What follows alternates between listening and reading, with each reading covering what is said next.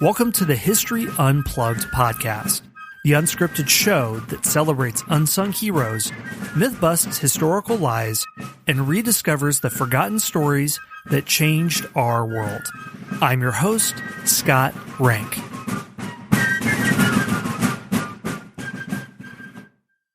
Hi everyone, welcome back to our series on key battles in the Revolutionary War. In the last episode, we were setting the stage for the Battle of Bunker Hill.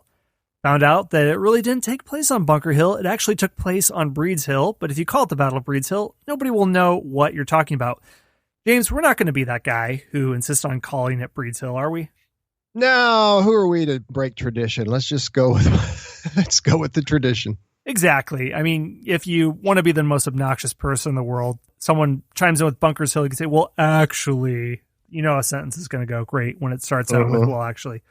But let's just get right into it. We talked all about what was happening. The British were landing their forces. They were preparing for the assault on the American fortifications, which, well built in a limited amount of time, were rather small. And we're going to see what happens. And the British are very confident that they can charge up a hill and stamp out this insurrection where it stands. Yeah. So, listener, if you probably should go back and listen to our previous episode if you haven't yet, because it'll make this will make a lot more sense. But I will just give a little bit more. I'll build on what Scott just said.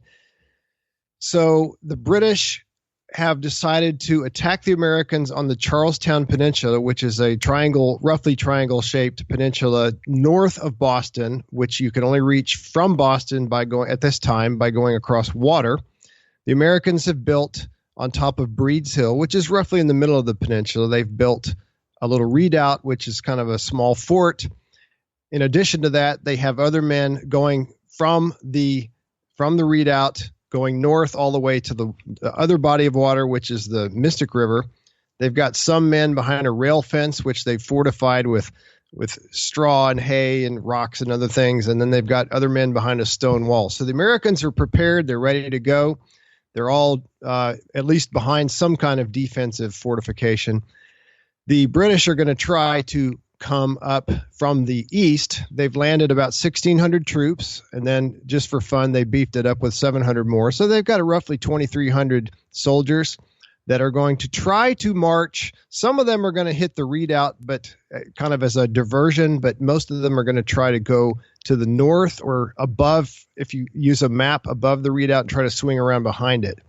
So let's see how that goes. All right. So first British charge. First British charge, yes, and we already gave away something there, Scott. It's on there.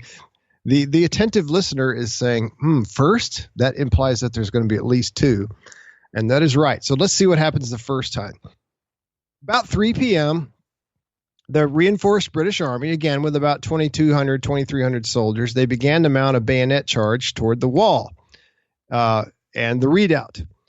General Howe personally led the attack on the rail fence, which was kind of in the middle of the American lines. If you think of the American lines, if you're an American and you're behind the lines, if you're in the redoubt, you're on the right.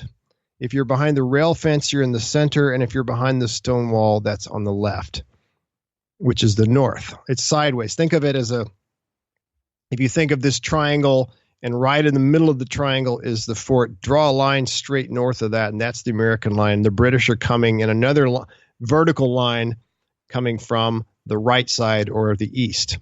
And listeners, we have maps in the show notes, so check this out if that doesn't make sense. I'm not feeling like I'm really doing a great job on the mental map this time. No, I mean, it is. If you look at the map, that is complicated. I don't know how you could do any better, so kudos to you for explaining what is pretty hard to put into words. Yeah, thanks. I just try to make it in common geometric shapes like lines and triangles, and I'm oversimplifying. But anyway, so the British are marching along slow and steady, but they run into some problems. They literally run into things. They run into clay pits. They run and they fall in sometimes, or they stumble. They run into brick kilns. They run into fences. So I don't want our listeners to think that the field in between where the British had landed and where the Americans are is just wide open grassland. It's not. There's all kinds of junk. There's high grass, there's swamps, clay pits, like I said, and before long there's going to be dead bodies that they're going to have to step over as the Americans begin to fire at them. And it was very hot, as I mentioned previously, or maybe it was in the last episode. Oh, and did I mention there's a fire? The town to the left of the British, to the right of the Americans, was Charlestown, and the British had blasted away at that to eliminate any possible snipers, and pretty much the whole town was on fire. So you've got fire adding to the heat, you've got smoke adding to the chaos, cutting down the visibility of the attackers, and the British soldiers are loaded down with gear. These are very sweaty on that hill. Yeah, and remember, these are wool uniforms, and they've got these hats on, these big hats, these tricorn hats, and they are not comfortable. They're hot, sweaty, and they're loaded down with backpacks and all kinds of stuff. Meanwhile, the Americans, the militiamen in the redoubt, they were under the command of a man named Colonel William Prescott. They were armed with smoothbore muskets, which had a very limited range. Definitely less than 100 yards, in some cases as little as 60 or 70 yards. And because they didn't have this great range, because they only had, as Scott mentioned, they didn't have a ton of ammo to start with, Colonel Prescott is believed to have said, "Don't fire until you see the whites of their eyes, then fire low." And that's a famous line that almost every American learns in school. Don't fire until you see the whites of their eyes. In other words, don't waste any ammo by shooting at them when they're 150, 200 yards away. You're just going to miss. And fire low, because if you fire high, that doesn't do any good either. He also supposedly said, pick off the commanders, go for the generals, or at least, or go for the colonels and the captains and the lieutenants and things like that. There's only, there may just one or two generals. Howe is in command of this. All right, so the rebels fired their first volley as the British got closer. 95 British were killed immediately. 95 just hit the deck, dead. And dozens more fell wounded. The charge halted, and New Hampshire Colonel John Stark, who is in command at the stone wall of the rail fence. I'm having a senior moment here, but he's not in the redoubt. He's north behind one of the walls. He said, "I never saw sheep lie as thick as in the folds." So he's just amazed by how many have already fallen. So the British, as they're marching up the hill or toward the rail fence or the stone wall, they undergo a withering fire, and they turned and ran. The British decided, well, it's not worth that. It's not worth my life. So they turn around and run back. While the first redcoat charge was occurring, the Marines were struggling to get to the front of the redoubt. Hidden skirmishers picked off many, and they too retreated. Even the Marines retreated. So they don't usually do that. Well, this is not the U.S. Marines. These are the British Marines. But anyway, so the first charge ends in failure. They have to turn around and go back, and they're going to have to start over. Yeah, this is this little episode here. If you, listener, are American or were educated in the United States, you almost definitely heard this story. I first heard it in 5th grade, then later in 9th grade when it was more fleshed out. My social studies teacher, Mr. Martin, talked about it, and I remember him bellowing out the phrase, "Disperse, ye rebels, disperse." So when you were describing that in an earlier episode, James, I had Mr. Martin saying that. Mr. Martin's explanation of "don't fire until you see the whites of their eyes," his take on it was somehow the Americans were the first people to understand that you need to use your weapons in the way that they were designed and take advantage of their limited range. That before Americans, people would just fire in no discernible direction whatsoever without any hope of hitting it. And then the Americans were the first to figure out, wait, what if we wait until they're closer and then we can aim and fire?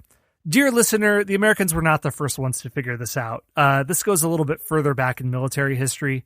Also, the other thing Mr. Martin taught me was that the Americans were the first to come up with guerrilla combat, and they just mowed down British in simple lines. James and I have already debunked that. So what I just want to underline here, if you have been taught that erroneous fact, the takeaway here isn't that Americans figured out how to use weapons within their proper range. That's fairly common sense. There wasn't any sort of military genius. I suppose we could credit them with bravery that they were waiting until troops within close range to fire when they had limited ammunition, when they themselves did not have bayonets, and when their opponents did have bayonets. And if you were skittish, you may have fired early, but you almost certainly would have missed. But then if you waited, you could have a better shot. Kudos to them for bravery, but it's not some masterstroke of military genius. That's my take. Do you have any alternate take on that, James? No, that sounds good to me. Okay. So the first charge fails. The British just pack up and go home back to Britain, and America wins. So yeah, they just say, nah, never mind. No, actually, they decided to try again. So General Howe bravely reforms the troops. He leads another charge up the hill, this time with more men. And as they're marching up that hill and toward that rail fence and the stone wall, the militiamen shoot down 240 of them. Ooh. Now, those weren't all killed. Some of them were wounded, but quite a few of them were killed. And again, that was just too much for the British to deal with. They couldn't keep going. So again, they retreated back down the hill. Yeah, and like you said, this is a hill with holes and fences hidden in the grass. So this is almost as much of an impediment as the hostile fire. Yeah, they're tripping over stuff, and the horror is that in some cases they're stepping on bodies, they're stepping in people's guts. And sorry, people, if that's gross, but I mean that's war. They're tripping over corpses, and it's getting really ugly for the British. In fact, Howe's entire staff was killed, and he later wrote, "There was a moment I never felt before." So the Americans are showing that they're not a bunch of wimps. You know, they may not be the professional, full-time, awesome force that the British Army was, but they know how to fire a gun. They're not going to just break and run just because they see bayonets glinting in the sun and red uniforms. Howe at this point summoned several hundred more men from Boston, British soldiers. When they arrive, he leads a third charge. And this time he decides to put more emphasis on the redoubt itself. And again, he leads this one personally.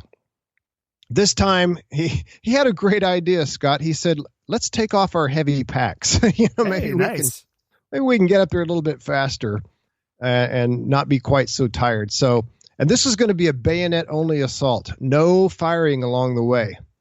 And that's got to be scary, Scott, because imagine you're a soldier and you're marching up this hill slowly. And, I mean, you're going to want to fire, especially when the Americans let it rip, right? When they start firing on you, your gut reaction is you want to fire back, but they're ordered not to fire. They're just going to march up there, get up there as fast as they can, and just start bayoneting people. Get into the redoubt and get over the walls. Now, the militiamen have a major problem, and that is that they're running out of ammo. Scott and I both mentioned how they didn't have much.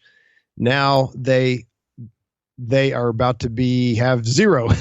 They had expended 13,000 musket balls, 13,000 in the first two charges. Some militiamen had to throw rocks at the British.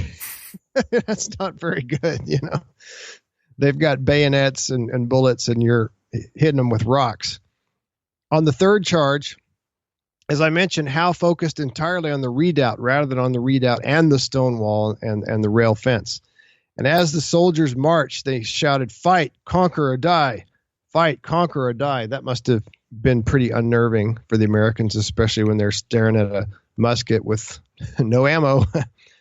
And not surprisingly, with the Americans unable to pour fire into the British as they did the first two times, on this third charge, British soldiers, they get into the redoubt. In fact, they pour into the redoubt. One American officer wrote this. He said, "I cannot pretend to describe the horror of the scene within the redoubt. 'Twas streaming with blood and strewed with dead and dying men, the soldiers stabbing some and dashing out the brains of others. We tumbled over the dead to get at the living who were crowding out of the gorge of the redoubt."